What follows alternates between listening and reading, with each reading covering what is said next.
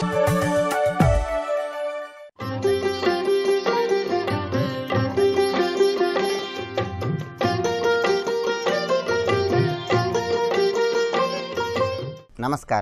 ప్రేక్షకులందరికీ శుభోదయం. ఈనాటి శుభయోగం శీర్షికన మహావైశాఖి బుద్ధ పూర్ణిమ సందర్భంగా ఎటువంటి విధి విధానాలను పాటించాలో, తద్వారా ఎలాంటి ప్రయోజనాలు సిద్ధింపజేసుకోవచ్చో పరిశీలిద్దాం. ఈరోజు వైశాఖ మాసంలో వచ్చే పౌర్ణమి తిథి.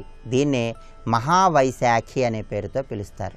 ఈ మహావైశాఖి సందర్భంగా ఎవరైతే ఈరోజు శ్రీ మహావిష్ణువుని పూజించి దోసకాయ లేదా పానకం నిండి ఉన్నటువంటి కుండ లేదా గొడుగు ఎవరికైనా దానం ఇస్తారో వాళ్ళు సకల కార్యాలలో విజయాలను సిద్ధింపజేసుకోవచ్చు.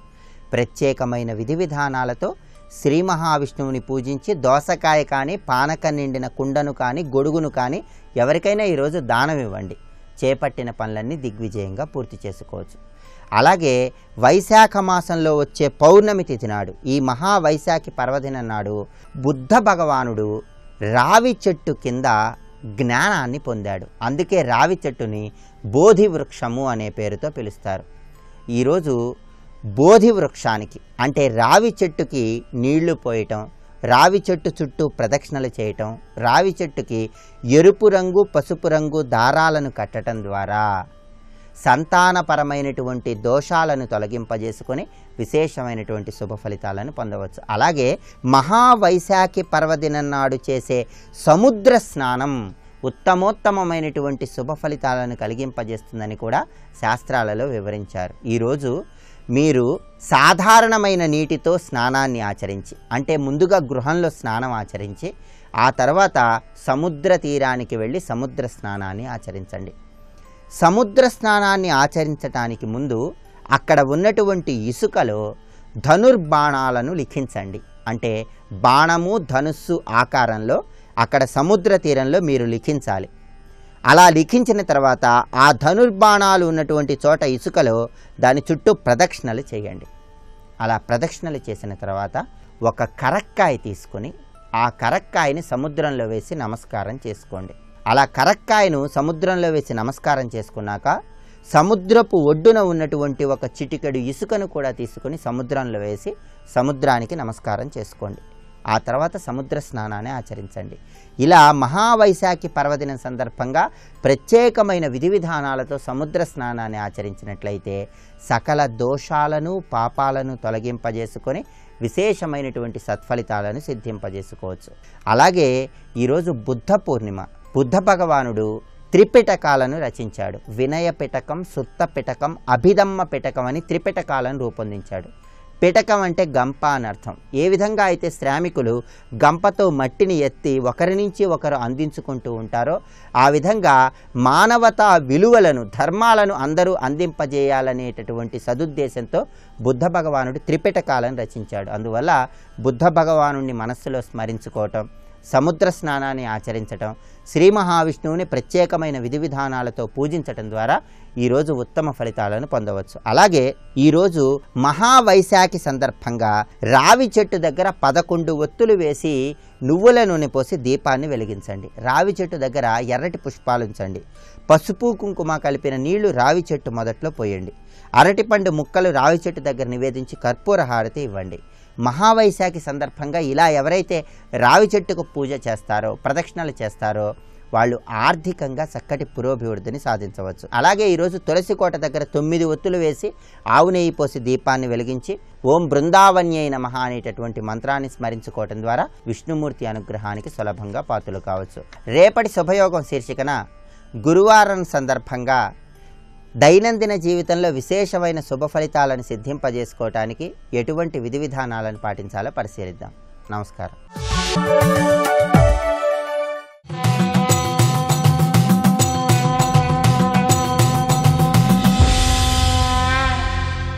శతక సాహితీ సరస్వతికి నమస్కారం.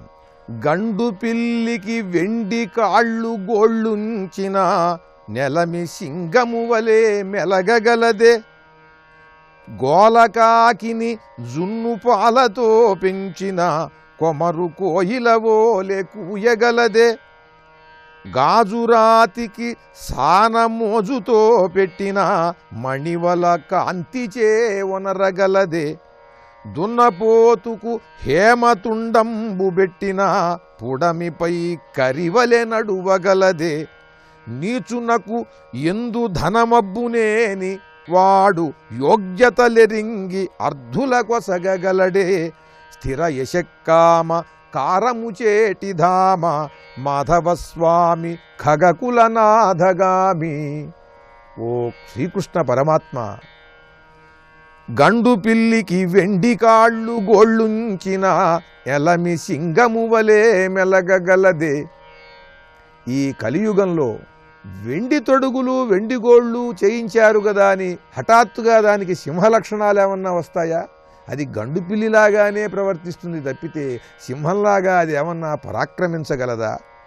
గోలకాకిని జున్ను పాలతో పెంచిన కొమరు కోయిలవోలే కూయగలదే. ఆవు జున్ను చాలా పవిత్రమైనది, మధురమైనది, ఎన్నో ఓషధుల యొక్క గుణము కలిగినది. అటువంటి ఆవు జున్ను పాలతో ఒక గోల చేసేటువంటి కాకిని పట్టుకుని దానికి ఈ జున్ను తినిపించి దానికి పాటలు నేర్పించే ప్రయత్నం చేస్తే అదేమైనా కొమరు కోయిలవోలే కూయగలదే. ఒక కోయిలలాగా కుహు కుహు అని ఏమన్నా కూస్తుందా? జున్ను పాలతో పెంచిన ఈ గోల చేసే కాకి అది కోయిల్లా కూయలేదు. గండు పిల్లికి వెండి తొడుగులు తొడిగినా సరే కాళ్ళకి గోళ్ళకి అది సింహంలాగా ప్రవర్తించలేదు. గాజురాతికి సాన మోజుతో పెట్టిన మణివలే కాంతిచేనొనరగలదే. గాజుతో చేసినటువంటి రాళ్ళు వాటికి ఎన్ని రకాలుగా సానబెట్టినా కూడా వజ్రంలాగా రత్నంలాగా ప్రకాశించగలుగుతాయా ఆ రాళ్ళు? దున్నపోతుకు హేమతుండంబు పెట్టిన పుడమిపై కరివలె నడువగలదే. ఒక దున్నపోతుకి గనక పట్టపుటేనుగుకి అలంకరించేటువంటి ఆ బంగారు తుండాన్ని తీసుకుని వచ్చి ఈ దున్నపోతుకి తగిలిచ్చినట్టయితే ఇదేమన్నా ఆ గజరాజులాగా అంత ఠీవిగా నడవగలుగుతుందా? నీచునకు ఎందు ధనమబ్బునేని వాడు యోగ్యతలెరింగి అర్ధుల కొసగగలడే. అలాగే ఈ కలియుగంలో నానా దుష్ట మార్గాలలో ధనాన్ని సంపాదించితే వాళ్ళు అర్హులైనటువంటి వారికి వీరు ఏమైనా దానం చేసేటువంటి పరిస్థితి ఉంటుందా? ఉపకారం ఏమైనా చేస్తారా? ఈ ధనాన్ని వీళ్ళు గడించి ధర్మ మార్గంలో సాగమని ప్రజలకు బోధ చేస్తూ చక్కని పద్యరచనతో గొప్ప శతకాన్ని మనకు అందించిన శతావధానులు విద్వత్కవులు శ్రీ కార్యంపూడి రాజమన్నారు గారి మాధవస్వామి శతకంలోని మరి ఒక పద్యం గురించి రేపు ఉదయం తెలుసుకుందాం. ఓం నమో నారాయణాయ.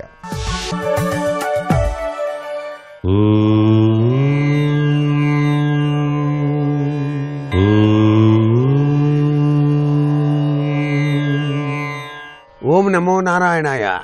ఓం నమః శివాయ. శ్రీమాత్రయే నమః.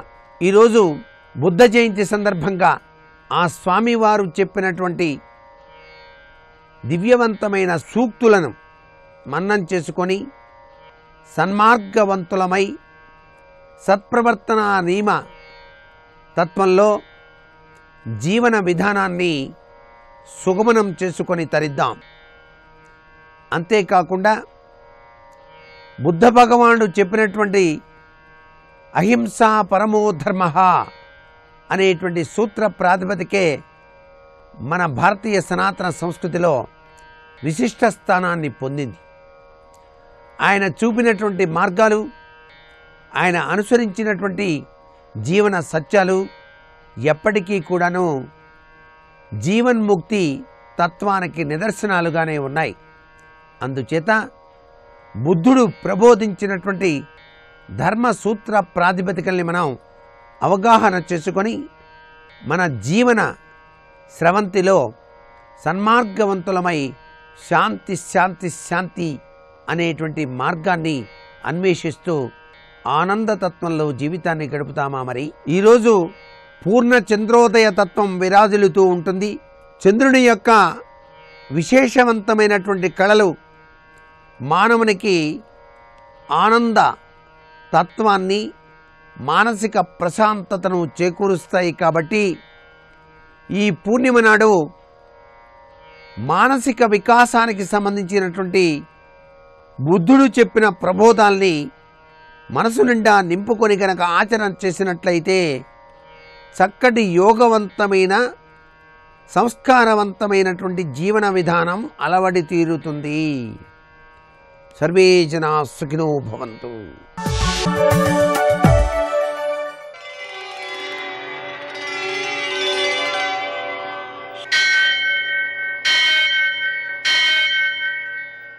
सहस्रशीर्षं देवं विश्वाक्षं विश्वशम्भुवं विश्वं नारायणं देवमक्षरं परमं पदं विश्वतः परमां नित्यं विश्वं नारायणगुं हरिं विश्वमेवेदं पुरुषस्तद्विश्वमुपजीवति पतिं विश्वस्यात्मेश्वरं शाश्वतगुं शिवमच्युतम् नारायणं महाज्ञेयं विश्वात्मानं परायणम्.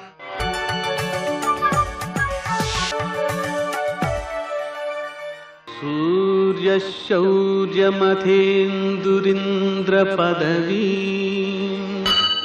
सन्मङ्गलं मङ्गलम्. ఆపదామపహర్తారం దాతారం సర్వసంపదాం లోకాభిరామం శ్రీరామం మోక్షదంతం నమామ్యహం. నేటి కాలమాన విశేషాలను గమనిద్దాం. స్వస్తి శ్రీ చాంద్రమాన హేమలంబనామ సంవత్సరం ఉత్తరాయణం వసంత ఋతువు వైశాఖ మాసం శుక్లపక్షం బుధవారం. తిథి పూర్ణిమ రాత్రి 3:12 వరకు. నక్షత్రం స్వాతి మధ్యాహ్నం 2:34 వరకు. వర్జం రాత్రి 8:48 నుంచి 10:35 వరకు. దుర్ముహూర్తం మధ్యాహ్నం 11:46 నుంచి 12:35 వరకు. అమృతకాలం శేషంగా మిగిలినది ఉదయం 6:36 వరకు. రాహుకాలం బుధవారం కాబట్టి మధ్యాహ్నం 12 నుంచి 1:30 వరకు. అష్టకవర్గ రీత్యా శుభప్రదమైన సమయం ఉదయం 7 గంటలకి. నేటి విశేషం మహావైశాఖి. మహావైశాఖి సందర్భంగా మనం సముద్ర స్నానం చేయడం, పెరుగు, అన్నం, నీరు, పాదుకలు అంటే చెప్పులు మొదలైనవి, అలాగే ఛత్రం అంటే గొడుగు, చామరం, కృష్ణాజనం, కుంభం అంటే నీటి కుండ లేదా నీటి కలశం, వీటిని దానాలు చేయడం, నువ్వులు నీళ్ళల్లో వేసి నూపిండి ఒంటికి రాసుకుని తిలస్నానం చేయడం, నువ్వులతో హోమం చేయడం, ఒక పాత్ర నిండా నువ్వులుంచి ఆ తిలపాత్రను దానం చేయడం, నువ్వుల నూనెతో దీపం పెట్టి ఆ దీపాన్ని దానం చేయడం, నువ్వులతో పితృతర్పణం చేయడం. సామాన్యంగా అమావాస్య నాడు పితృతర్పణం అనేటువంటిది చేస్తుంటాం. ఈరోజు ప్రత్యేకమైన దివసంగా శుభ దివసంగా ఈరోజు చేసేటువంటి పితృతర్పణం విశేషమైన ఫలితాలను ఇస్తుంది కాబట్టి పితృతర్పణం. అలాగే తేనె నువ్వులు కలిపి దానం చేయడం, ఇవన్నీ కూడా చాలా సత్ఫలితాలను అందజేస్తాయి. ఇంకా విశేషించి ఈరోజు వ్యాస పూర్ణిమ కాబట్టి వ్యాసుల వారిని ఆరాధించడం, వారి పేరన మన గురువులను అంటే మనం ఎవరి దగ్గర నేర్చుకుంటున్నామో వాళ్ళందరినీ పూజించడం కృతజ్ఞతాభావంతో. దీన్ని బట్టి గురువుకు మనం కృతజ్ఞతను చెప్పుకోవడం ద్వారా మన విద్య సమాజానికి ఉపయుక్తమయ్యేంత స్థాయిలో మన మానసిక ఆరోగ్యం శారీరక ఆరోగ్యం రెండూ బాగుంటాయి. ఆ విధంగా కృతజ్ఞత చెప్పుకోవడం. సంపద్ గౌరీ వ్రతం, ఎవరైతే సంపదను కోరుతున్నారో వారు గౌరీ వ్రతాన్ని చేయాలి. అందరూ కోరుతారు కదండి, కాబట్టి ఆమెను పూజించాలి. అలాగే పూర్ణిమ హోమం, పూర్ణిమ పూజ, ఇవన్నీ కూడా మనం ఈరోజు నిర్వర్తించుకోవాల్సిన విషయాలు. చాలా ఉత్తమమైన దివసం కాబట్టి దీనిలో క్షణం కూడా వ్యర్థం చేయకుండా దాన్ని పూర్తిగా సద్వినియోగం చేసుకోవడం మనందరి ధర్మం. మనకు పనికొచ్చే ఉత్తమ కాలం ఇది. నేటి ఆణిముత్యాలు.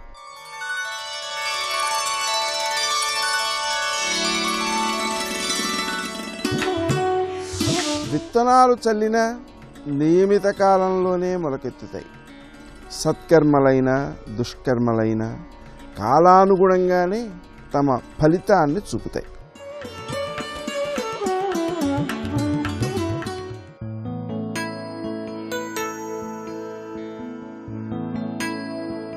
బుద్ధి వికసించేది చైతన్యంతోనే. ఆ చైతన్యమే నశించితే వికాసానికి తావే లేదు.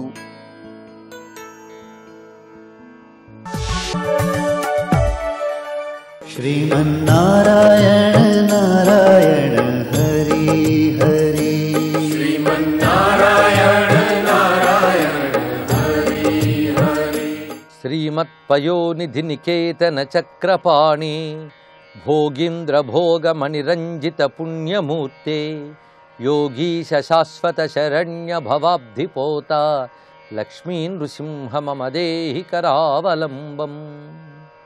నమః శివాయ సాంబాయ శాంతాయ పరమాత్మనే మృత్యుంజయాయ రుద్రాయ మహాదేవాయ తే నమః. సర్వమంగళమాంగళ్యే శివే సర్వార్థసాధికే శరణ్యే త్రయంబకే గౌరీ నారాయణి నమోస్తుతే. శివాయ గురవే నమః. శ్రీమాత్రే నమః. శ్రీ విష్ణురూపాయ నమః శివాయ. ఈరోజు వైశాఖ పూర్ణిమ. దీనికి మహావైశాఖి అని పేరు కూడా వ్యవహారంలో కనబడుతున్నది. ఇది ఒక సంపూర్ణమైనటువంటి వ్రతం. ఇది ఈ రోజున ఆధ్యాత్మిక సాధనలు ఏవి చేసినప్పటికీ కూడా అధిక ఫలితాన్ని ఇస్తాయని శాస్త్రం చెప్తున్నది. వసంతకాలంలో వచ్చే 2 పూర్ణిమల్లోని 2వ పూర్ణిమకు అనగా వైశాఖ పూర్ణిమకు, అలాగే శరత్కాలంలో వచ్చేటువంటి కార్తీక పూర్ణిమకు అత్యంత ప్రాధాన్యం చెప్తున్నారు. ఈ వైశాఖ పూర్ణిమ నాడు ప్రధానంగా చేయవలసిన వ్రతములు ఏమిటి అంటే, కార్తీకం దీపానికి ప్రాధాన్యం ఇచ్చినట్లే, మాఘం స్నానానికి ప్రాధాన్యం ఇచ్చినట్లే వైశాఖం దానానికి ప్రాధాన్యం ఇస్తుంది. వైశాఖంలో ఏ కొద్దిపాటి దానం చేసినా కూడా అక్షయ ఫలితాలు లభిస్తూ ఉంటాయి. అందుకే అక్షయ తృతీయ లాంటి పర్వదినాలు కూడా వైశాఖ మాసంలోనే మనకు వస్తున్నాయి. వైశాఖం అంతా కూడా ఏదైనా ఒక వ్రత నియమం పాటించడం కనబడుతూ ఉంటుంది. వేదంలో దీనికి మాధవ మాసము అని పేరున్నది. మధు మాధవ, మధుమాసం అంటే చైత్రం, మాధవ మాసం అంటే వైశాఖం. అందుకే ఇది మాధవ మాసం అనే పేరే నారాయణ సంబంధి అయిన మాసము అని చెప్తున్నది. పైగా దానాల్లో కూడా ఈ మాసంలో ప్రత్యేకించి చల్లదానాన్ని కలిగించేటువంటి దానములు చేయడం ప్రాధాన్యం చెప్తారు. ఎందుకంటే అవి మన మనస్సులో ఉన్నటువంటి తాపత్రయాల్ని పోగొడుతుంది, దేహగతమైనటువంటి వేదనలను కూడా పోగొడుతుంది. ఏ వేదనైనా మనం తాపం అనే మాట్లాడతాం, ఏదైనా దిగులు కలిగిన తాపత్రయం అనే మాట కనబడుతుంది. ఆది భౌతిక ఆధ్యాత్మిక ఆధిదైవిక తాపములు మూడింటిని కూడా పోగొట్టగలిగే శక్తి వైశాఖ మాస సాధనల్లో ఉన్నది. అందులో దానం చేసేటప్పుడు ఉదకుంభము అనగా నీటిని నింపినటువంటి కడవని సంకల్ప సహితంగా యోగ్యులైన వాళ్ళకి దానం ఇచ్చినట్లయితే అది ఉత్తమమైన ఫలితాన్ని ఇస్తుందన్నారు. మాసంలో ఎప్పుడు చేసినా గొప్పదే. అందున ఈ పౌర్ణమాసి నాడు ప్రత్యేకించి దానములు చెప్పారు. ఈ రోజున ఉదకుంభము దానమివ్వడం, వండిన అన్నములు కూడా నివేదన చేసి దానమివ్వడం, ఇవి చేయడం వల్ల గోదాన ఫలం లభిస్తుంది అని మనకి శాస్త్రం చెప్తున్న అంశం. అదేవిధంగా స్వర్ణదానం కూడా ఈ రోజున విశేషమైన ఫలితాన్ని చెప్తున్నది. తిలలు కూడిన ఉదకుంభములు అంటే నువ్వులు ఒకవైపు, అదేవిధంగా నీటి కడవలు, ఇవి దానం ఇవ్వాలి అని చెప్పారు. అందున ఈ రోజున 12 ఉదకుంభములు దానం ఇచ్చినట్లయితే బ్రహ్మహత్యా పాతకాదులు కూడా నశిస్తాయని చెప్తున్నారు. పైగా కృష్ణార్జునము దానం చేసినట్లయితే భూదాన ఫలం లభిస్తుందని, ఇవ్వవలసినటువంటి దానముల్లో స్వర్ణము, తేనె, తిలలు, నెయ్యి, కృష్ణార్జునము ఇవి దానం ఇచ్చితే సర్వపాపనాశనం అని చెప్పారు. పైగా ఈ రోజున ప్రత్యేకించి తిలలతో ఏమి చేసినప్పటికీ కూడా ఉత్కృష్టమైన ఫలితాన్ని ఇస్తుంది అని చెప్పారు. తెల్ల నువ్వులు కలిపినటువంటి నీళ్లతో స్నానం చేయడం, తిలలతో హోమం చేయడం, తిలపాత్ర దానము, తిలతైలంతో దీపం వెలిగించడం, తిలలతో పితృతర్పణం, ఇవన్నీ కూడా ఈరోజు మహాఫలితాన్ని ఇస్తున్నాయి. తేనెతో కూడిన తిలలు దానం ఇవ్వడం కూడా చెప్పారు. అయితే ఇక్కడ మంత్రముల్లో కూడా తిలా వై సోమదేవత్యా సురై సృష్టాస్తు గోసవే స్వర్గప్రదా స్వతంత్రాశ్చ తేమాం రక్షంతు నిత్యసహ అని చెప్పారు. ఈరోజు మనం నివేదన చేసే అంటే దేవతలకు నివేదన చేసే ప్రసాదాల్లో కూడా తెల్ల నువ్వులు మొదలైన కలిపినటువంటి కూరలు కానీ పచ్చళ్ళు కానీ ఏదో ఒకటి నివేదన చేయడం శ్రేష్టమని చెప్తున్నారు. పైగా ఇది నారాయణ ఆరాధనకి చాలా ప్రత్యేకమైనటువంటి రోజు. ఈ రోజున విష్ణు సహస్రనామం పారాయణ చేయడము, సత్యనారాయణ వ్రతం చేయడము, ఏదో ఒకటి విష్ణు సంబంధమైన ఆరాధనలు చాలా ప్రత్యేకించి చేస్తారు. ఏ ఏ మాసంలో విష్ణు ప్రశస్తి ఉన్నదో ఆయా మాసంలో శివ ప్రశస్తి కూడా అంతే సమభాగంగా కనబడుతుంటుంది. అలాగే శివప్రధానమైన మాసంలో విష్ణు ఆరాధన కూడా సమప్రాధాన్యం కలిగి ఉన్నది. ఆ కారణం చేతన వైశాఖ మాసం అంతా కూడా శివారాధన చేయడం ఒకటి. పైగా శివాలయాల్లో దేనికైనా సరే మనం గళంతికా దానం చేయడం. గళంతిక అంటే ఒక పాత్రను ఏర్పాటు చేసి అఖండమైన జలధార శివలింగంపై పడేటట్టు ఏర్పాటు చేయాలి. అది చేసినట్లయితే వారికి అన్ని విధములైనటువంటి తాపములు పాపములు కూడా నశిస్తాయని శాస్త్రం చెప్తున్నది. ఇంకొకటి అమ్మవారి ఆరాధన. ప్రతి పూర్ణిమ కూడా అమ్మవారి ఆరాధనలో మహాపర్వం అని చెప్పబడుతుంటుంది. అందులో వైశాఖ పూర్ణిమ నాడు ఆ జగజ్జననిని చేయగలిగినంత మేరకు ఆరాధన చేయవచ్చు. శ్రీ విద్యాది ఉపాసన ఉన్నటువంటి వారు చక్ర ఆవరణార్చన ఇత్యాదులు చేసుకుంటారు. లేనివారు అమ్మవారి యొక్క మహాలక్ష్మి రూపాన్ని కానీ, గౌరీ రూపాన్ని కానీ, సరస్వతి రూపాన్ని కానీ, లేదా దుర్గాలక్ష్మి సరస్వతి స్వరూపములుగా ఉన్నటువంటి లలితా మహాత్రిపుర సుందరిని కానీ, లలితా సహస్రనామాదులతో, లక్ష్మి అష్టోత్తర శతనామంతో కానీ, సరస్వతి నామాలతో, దుర్గానామాలతో ఆరాధన చేసినట్లయితే అమ్మవారి యొక్క ఏ రూపాన్నైనా ఈరోజు ఆరాధన చేసి సంపూర్ణమైన ఫలితాలు పొందవచ్చు. పైగా సత్యనావ్రతము ఇత్యాదులు కూడా ఈరోజు చేసి విష్ణు అనుగ్రహం పొందుతూ విష్ణు సహస్రాదులతో ధన్యులం కావచ్చు. ఈ విధంగా 3 రత్నాలైనటువంటి శక్తిరత్నము, విష్ణురత్నము, శివరత్నము ముగ్గురు యొక్క అనుగ్రహం పొందడానికి కూడా అనువైనటువంటి పవిత్రమైన రోజున ఆ ముగ్గురు దేవతలు కూడా మనల్ని అనుగ్రహింతురుగాక అని ప్రార్థిస్తూ నమస్కరిస్తూ స్వస్తి. అదివో అల్లదివో శ్రీహరివాసము 10,000 శేషుల పడగలమయము. అదివో అల్లదివో శ్రీహరివాసము. హనుమ చాలా చాలా గొప్పవారు. ఏ కారణం చేతో తెలుసా అండి? ఆయన గొప్పతనం ఏదో ఉండబట్టి కదో ఆ కొండకంత గొప్ప పేరు రావాలి. హనుమ అంటే ఇన్ని గొప్పలు చెప్పినా తక్కువే. కానీ హనుమయందు ప్రాథమికంగా చెప్పవలసినటువంటి గొప్పతనం ఒకటి ఉంది. మనకి ఎంత వేగం ఉందని మనం అనుకుంటున్నామో మన మనసుకి, దానికి కొన్ని కోట్ల రెట్ల వేగం ఉన్నటువంటి మనస్సున్నవారు హనుమ. ఇప్పుడు ఆయన ప్రమాదంలో ఉన్నట్లు లెక్క యథార్థానికి. ఎందుకంటే అంత జవం ఉంటే చాలా కష్టం. ఒకటి, మనసు ఎంత జవం ఉందో శరీరానికి అంత వేగము బలమున్నాయి. మనకున్నటువంటి పరిమితి ఏమిటంటే మనసుకి జవం ఉన్నా శరీరానికి వేగం లేదు. మనం అంత వేగంగా వెళ్ళాం. హనుమ అలా కాదు. మనోజవం మరుతతుల్య వేగం. ఈ రెండు. వాయువు ఎంత వేగంగా వెడుతుందో ఆయన అంత వేగంగా వెళ్ళిపోతారు. మనసో వాయువు కన్నా 1,000,000 రెట్లు వేగంగా జవంతో ఉంటుంది. అప్పుడు ప్రమాదకరం కాదు? చాలా ప్రమాదకరం. కానీ హనుమ మహాత్ముడు ఎందుకయ్యారో తెలుసా అండి? ఆయన జీవితం మొత్తం మీద కామస్పర్శ లేదు. తన కొరకు అన్న కోరిక లేదు అసలు ఆయన జీవితం. నా కొరకు అని ఆయన ఆలోచించుకున్నటువంటి క్షణం హనుమ జీవితం మొత్తం మీద లేదు. అటువంటి ప్రాణి సృష్టిలో లేరు. తన కొరకు అని ఆలోచించని వాడు ఎవ్వరూ లేరు. తన కొరకు అని ఆలోచించిన క్షణం హనుమకు లేదు. అందుకే వాల్మీకి రామాయణంలో సుందరకాండలో మాట అంటారు, రామార్థం వానరార్థంచ చికీర్షం కర్మదుష్కరం సముద్రస్య పరం పారం దుష్ప్రాపం ప్రాప్తుమిచ్చసి. రాముడి కోసం వానరుల కోసం శతయోజన విస్తీర్ణమైన లవణ సముద్రాన్ని గడిచి వెళ్ళారు తప్ప నా కొరకు అన్నది లేదు. మీరు నన్ను ఒక ప్రశ్న ఇచ్చు, అటువంటప్పుడు ఆయన సువర్చలని కళ్యాణం చేసుకున్నారు కదండి, మరి వివాహం ఎందుకు జరిగింది అని. సువర్చల ఒక కోరిక కోరింది, కామము లేనటువంటి మనసు ఉన్న పురుషుడు దొరికితే నేను ఆయనకి భార్యాస్థానంలో కూర్చుని యజ్ఞాధికారం ఇస్తానండి. భార్యాస్థానం అంత గొప్పది. అందుకే ధర్మపత్ని. నేను మీతో మనవి చేశాను కదూ, అన్నీ ధర్మ సంబంధమే.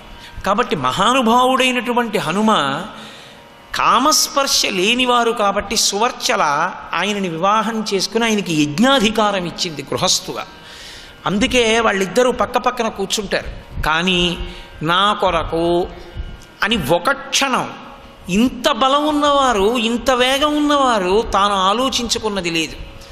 పోనీ చేసుకున్నది అంతకన్నా లేదు. పైగా ఏది చేయనివ్వండి ఆయనలా చేసేవాడు ఉండడం. ఏదైనా సరే లోకంలో కేవలంగా నేను చెప్తున్నది ఏదో సముద్ర మథనం చేయడమో, రాక్షస సంహారం చేయడమో, సంజీవని పర్వతం తీసుకురావడమో అటువంటివి కావు. అసలు మీరు హనుమలా చదువు నేర్చుకోవడం అన్నదాన్ని ఊహించలేరు. ఎందుకో తెలుసా అండి? చదువు నేర్చుకునేటప్పుడు ఒక లక్షణం ఉంటుంది. గురువుగారు ఎత్తు మీద కూర్చోవాలి, శిష్యుడు కింద కూర్చోవాలి. అంతకన్నా తక్కువ స్థానంలో కూర్చోవాలి. గురువుగారితో సమానంగా ఎన్నడూ కూర్చోకూడదు. ఒకవేళ ఏ కారణం చేతనైనా గురువుగారు కుర్చీలో కూర్చునుండగా తాను కూడా కుర్చీలో కూర్చోవలసి వస్తే పంక్తి దాటిపోవాలి. దాటిపోయి వేరు పంక్తిలో కుర్చీలో ఉండాలి తప్ప గురువుగారు కూర్చుని ఉండగా పక్కన శిష్యుడు కుర్చీలో కూర్చుని ఎప్పుడూ ఉండకూడదు. గురువు అంటే గురువే. గురువు మహానుభావుడు. గురువు లాంటి వ్యక్తి లోకంలో ఉండడు. సూర్య భగవానుడు స్వామి హనుమకి గురువు. హనుమకి సూర్యుడు గురువైతే సూర్యుడికి సమానంగా నిలబడి వినకూడదు, సూర్యుడికి ఎదురు నిలబడి వినకూడదు, సూర్యుడికి పృష్ఠభాగం చూపించి వినకూడదు, సూర్యుడితో సమానంగా వినకూడదు. సూర్యుడు కూర్చుని పాఠం చెప్పడు. వెడుతున్న కొద్దీ తేజస్సు పుంజుకుంటాడు. మధ్యాహ్నం అయితే పక్కన నిలబడలేరు. ఇక మధ్యందిన మార్తాండ బింబం అంటారు. అంత వేగంగా వెడుతూ మాట్లాడితే మాట స్పష్టంగా మీకు వినపడదు. అటువంటి సూర్య భగవానుడు నిరాధారమైన ఆకాశంలో ఏకచక్ర రథం మీద వెళ్ళిపోతుంటే ఆయన ముందుకి ప్రయాణం చేస్తే గురువుగారికి పృష్ఠభాగం కనపడకూడదు కాబట్టి గురువుగారి ముందుకి తాను నిలబడి గురువు కన్నా కిందకుండి వెనక్కి అడుగులు వేస్తూ సూర్యుడి రథంతో పాటుగా భూమండలానికి ప్రదక్షిణం చేస్తూ గురువు దగ్గర నవ వ్యాకరణములు నేర్చుకున్నారు. సర్వం శ్రీ ఉమామహేశ్వర పరబ్రహ్మార్పణమస్తు. స్వస్తి.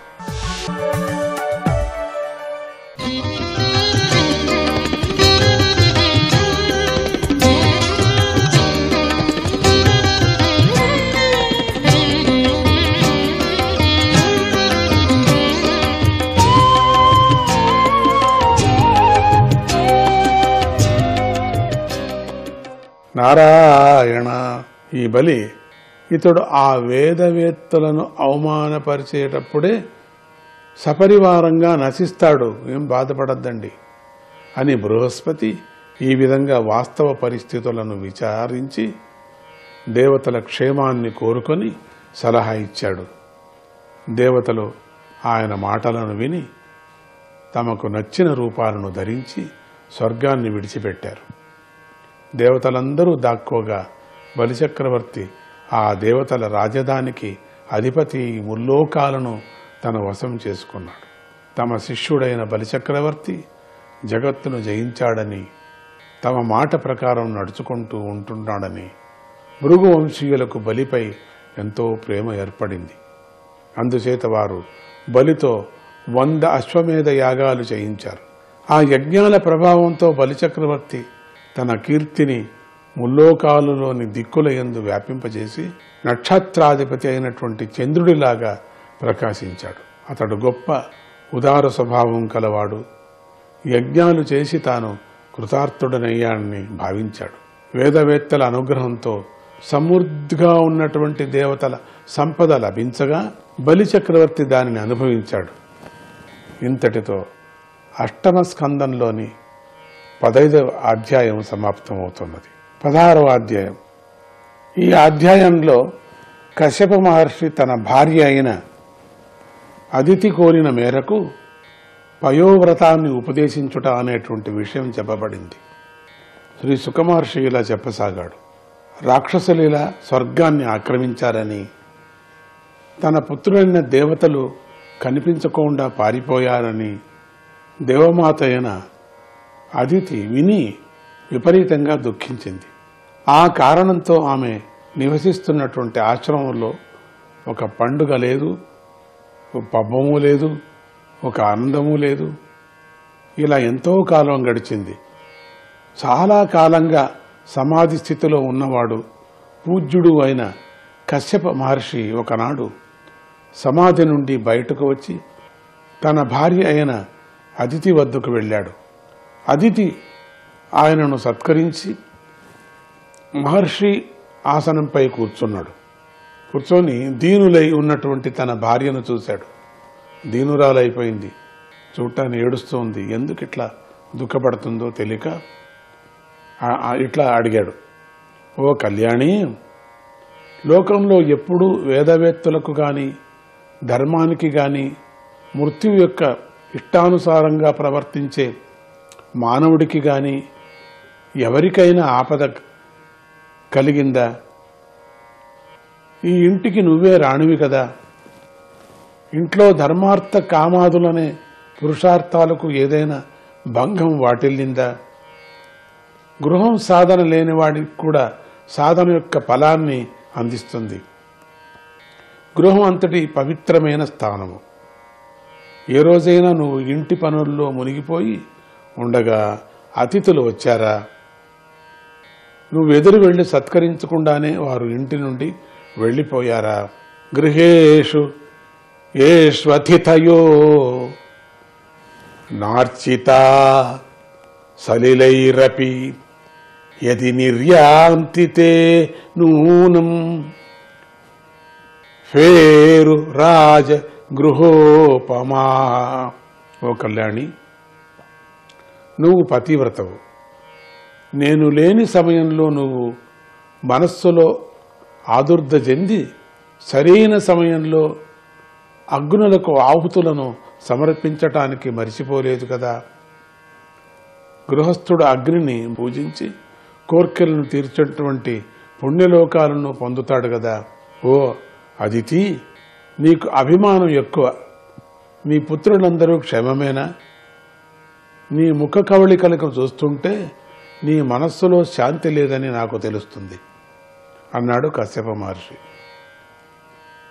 అదితి ఇలా చెప్పసాగింది.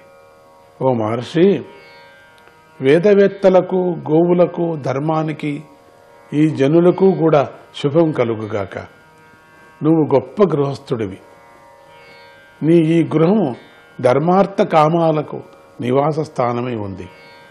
నేను అగ్నులను, అతిథులను, సేవకులను, కోరిక గల ఇతరులను సత్కరించాను. నేను నిరంతరంగా పూజ్యులైన మిమ్ముల్నే ధ్యానించటం వల్ల నాకు ఏ లోటు లేదు. ఓ పూజ్యుడా, ప్రజాపతివైన నువ్వు నాకు ఈ విధంగా ధర్మాలను బోధిస్తూ ఉంటే నా మనస్సులో ఉండే ఎలాంటి కోరికైనా సరే అది నెరవేరుతుంది.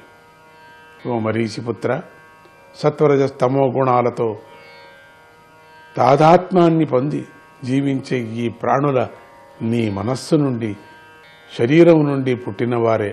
ఓ ప్రభు, రాక్షసులు మొదలైన ఈ ప్రాణుల యందు కూడా నువ్వు సమచిత్తం గలవాడివి. కానీ మాహేశ్వరుడు కూడా భక్తుడనే అనుగ్రహిస్తాడు.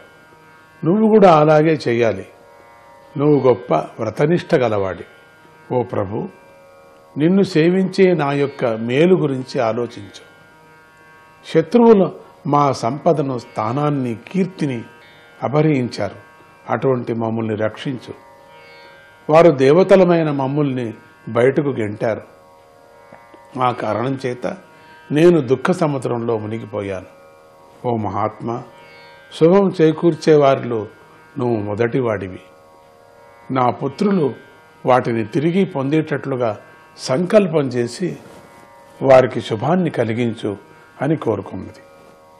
ఆ మాటలకు కశ్యప ప్రజాపతి చిరునవ్వు నవ్వి ఆమెతో ఇలా అన్నాడు.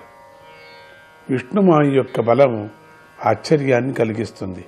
క్వదేహో భౌతికో నాత్మా క్వచాత్మా ప్రకృతే పరా కశ్యకే పతిపుత్రాధ్యాయ మోహయేవ హి కారణం. పంచభూతాలతో నిర్మించబడిన అనాత్మ అయిన దేహము ఎక్కడ? ప్రకృతి కంటే అతీతమైన ఆత్మ ఎక్కడ?